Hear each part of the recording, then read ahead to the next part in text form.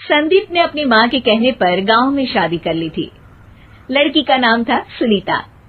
माँ का कहना था एकदम मॉडर्न बहू नहीं होनी चाहिए, लेकिन उन्हें नहीं पता था कि गांव से आने वाली बहू सुंदर सुशील तो होगी और उसको गांव से बाहर भी निकाल लाएंगे, लेकिन उसके अंदर का गांव कैसे बाहर निकलेगा।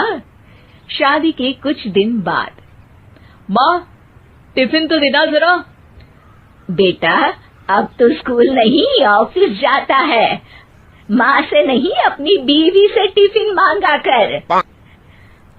ओके माँ। सुनीता टिफिन ले आओ। 1 किलो टिफिन, इसके अंदर पिस्ता डाल दिया है। पिस्ता? पिस्ता क्यों? सास जी ने बोला था ना कि आपको पिस्ता बहुत पसंद है। ओहो, मैंने पिस्ता नहीं पास्ता बोला था, पास्ता। पास्ता? कहीं होता है पास्ता? अरे बेटी तू रहने दे, मैं बना दूंगी। अच्छा किया कि पाव भाजी बनाने का नहीं बोला, वरना किसी के पाव बना देती है। सुनीता को बुरा लगता है, लेकिन उसकी नादान हरकतें कम नहीं होती। ऐसे ही एक दिन, अरे तुमने ये क्या लगाया है?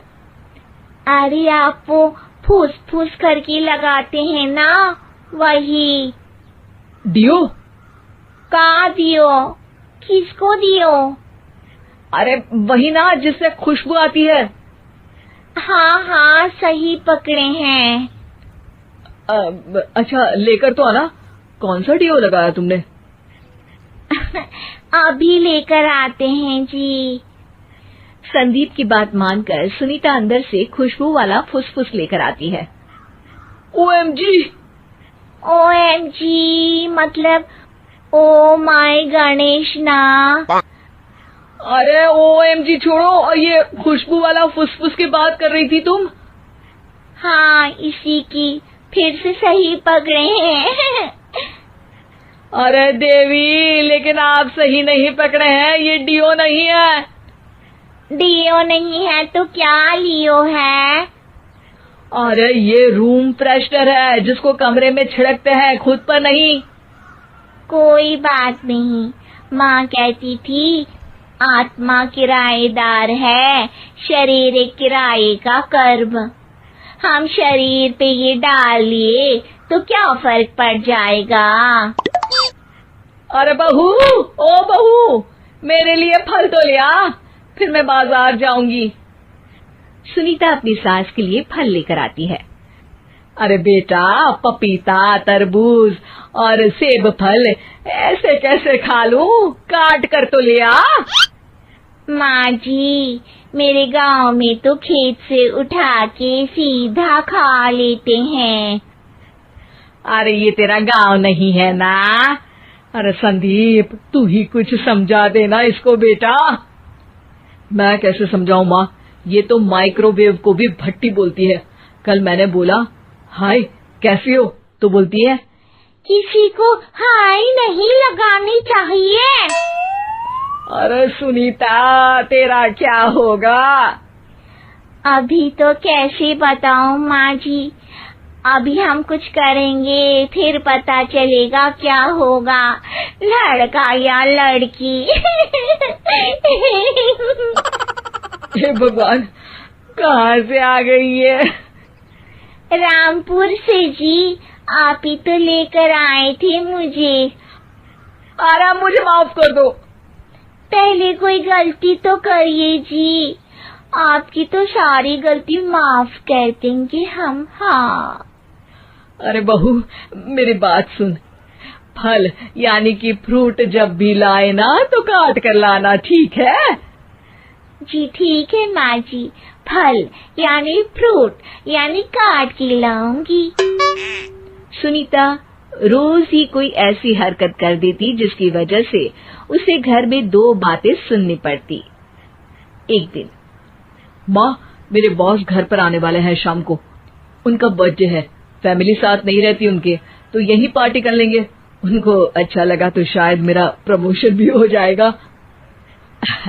मैं ना फ्रूट केक लाकर फ्रिज में रख दूंगी और तेरे साथ आज खाना मैं बनाऊंगी, ताकि जब साहब आए तो खाने में कोई गड़बड़ ना हो।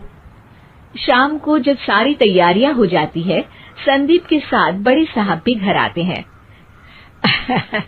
फ्रूट केक तो ले आना बहू, फिर खाना खाएंगे। अरे इस सब की क्या जरूरत थी, आपने बुलाया वही काफी है। सर, आपका परिवार शहर में नहीं है तो हम ही आपके परिवार जैसे हैं सर। इतने में ही सुनीता फ्रूट केक लेकर आती है और बड़े साहब की टेबल पर रख देती है, और जैसे ही केक के ऊपर का बॉक्स हटाती है, ओह, ये क्या है? केक तो कटा हुआ है। मैं तो ऐसा नहीं लाई थी। आप मुझे शाबाशी दे सकती है माँ जी, मैंने ही केक काट दिया। आपने कहा था ना, फल यानी फ्रूट यानी हमेशा काट के लाना, तो फ्रूट केक भी तो फ्रूट ही है ना, तो मैंने पहले ही काट लिया। हूँ ना मैं समझदार। अरे बहू, ये क्या किया? केक हमेशा वही काटता है जिसका जन्मदिन होता है। तुझे एक बात भी समझ नहीं आती, एक नंबर की बेवकूफ है।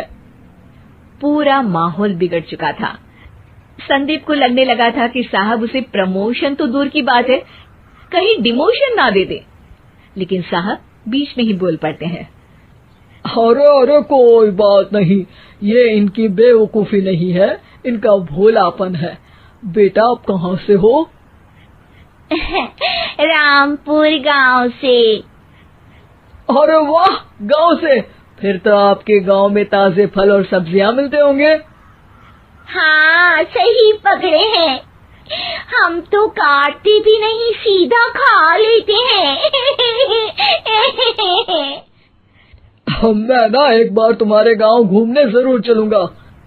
क्यों संदीप, ले चलोगे ना? मुझे गांव घूमना बहुत पसंद है। बस फिर क्या था, संदीप और सास दोनों खुश हो गए, क्योंकि साहब को सुनीता ने गांव की बात करके खुश कर दिया था। अब संदीप का प्रमोशन पक्का था। शिक्षा, कभी भी किसी भी गलती पर घबराना नहीं चाहिए। हो सकता है कि उस गलती की वजह से आगे बड़ा फायदा हो जाए।